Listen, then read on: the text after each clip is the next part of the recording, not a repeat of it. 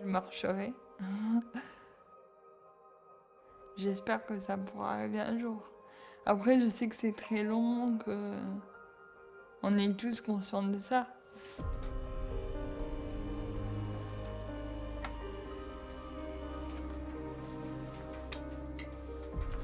J'ai une myopathie congénitale non répertoriée que j'ai depuis ma naissance.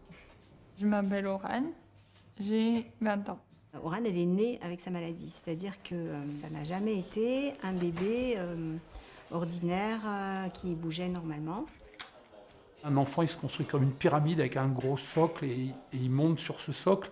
Et Orane, elle se construit comme un obélisque en empilant les trucs les uns sur les autres, ce qui fait qu'il n'y a pas de base, la base elle n'est pas stable, on pousse et ça tombe. On est toujours actuellement à la recherche de ce qu'elle est exactement, cette maladie. On n'a pour le moment que des symptômes, en fait. Il faut mettre en place toute une kyrielle de prise en charge pour permettre à Orane d'aller bien malgré tout, quoi, et de vivre une vie le plus normale possible.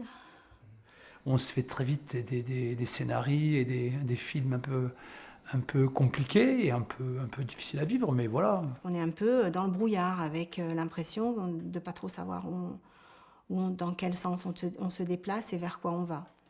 Le professeur Lévy et puis toute son équipe recherchent maintenant depuis 10 ans un médicament ou une molécule ou quelque chose.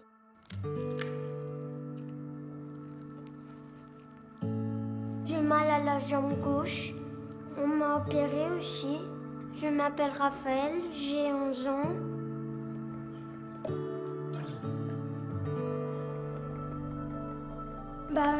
J'essaie de l'attendre et je l'attends et quelquefois j'entends des craques quand je la replie. Au niveau de la main aussi, je me suis fait opérer des deux mains. On se pose des questions très pragmatiques en tant que parents, c'est-à-dire, ok, c'est quoi la maladie? Quelles vont être les conséquences effectivement pour son avenir? Est-ce qu'il va avoir un développement normal en tant qu'adulte? Quel va être son avenir demain? Il y a aussi quelque chose qui est très net par rapport à ces maladies, c'est comme s'il y avait quelque part un manque d'intérêt, entre guillemets, du corps médical.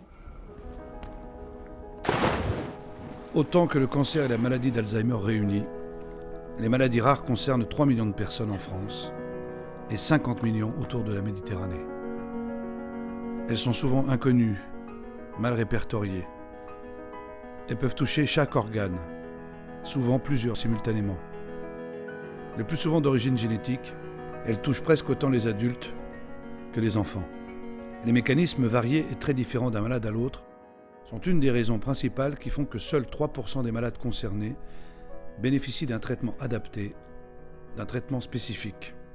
Le projet Gyptis, pour nous, chercheurs, est un outil exceptionnel puisqu'il va pouvoir découpler les capacités de nos recherches. Et le fait de travailler au sein de cet institut va apporter énormément, ne serait-ce qu'en améliorant nos pratiques cliniques, en définissant mieux nos parcours patients, en réfléchissant à l'annonce du diagnostic et la prise en charge que l'on va pouvoir proposer, en étant vraiment au niveau des essais thérapeutiques, avoir la possibilité donc d'échanger avec les chercheurs directement. Gyptis, c'est une fondation reconnue d'utilité publique qui permet à des acteurs publics, à des acteurs privés, à des acteurs associatifs d'être tous ensemble, tous tournés vers un objectif: créer la médecine de demain. Une médecine financée par le privé, par le public, dans un modèle économique novateur avec une forme juridique qui permet d'être privé à but non lucratif, de financer une médecine pour tous et de financer l'innovation pour plus de médicaments demain. En mettant en place une organisation totalement moderne, prenant en compte les nécessités du soin, du diagnostic, de la recherche et des thérapeutiques, on va effectivement créer une dynamique qui va permettre d'augmenter le nombre de traitements et dans les 5 ans, le multiplier par 2, par 3 ou par 4.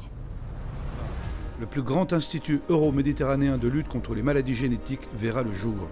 Gyptis, l'Institut de génétique pour les patients, les thérapies, l'innovation et la science. Avec un objectif ambitieux: anticiper, diagnostiquer et développer de nouvelles thérapies adaptées à chaque malade. L'idée d'un tel centre, c'est juste... c'est vraiment prendre le meilleur de tous, en fait, La médecine de demain sera collaborative, grâce à des partenariats reposant sur le meilleur des mondes académiques et industriels, publics et privés, dans un schéma de coopération sans précédent. Gyptis, c'est avant tout un espoir, au cœur de la Méditerranée, un espoir pour chaque personne malade. Nous devons réussir. Gyptis repoussera les limites de la médecine grâce à un nouveau modèle qui financera l'innovation et permettra d'accéder à la médecine et à la recherche. Créé à Marseille, au cœur d'une ville et d'une métropole à la pointe de la recherche et de la technologie, Gyptis accueillera l'excellence dédiée à la médecine de demain. Et d'avancer pour ces 3 millions de personnes qui sont comme nous en attente de solutions, c'est juste une excellente nouvelle. Gyptis, anticiper, chercher, comprendre pour toujours mieux soigner.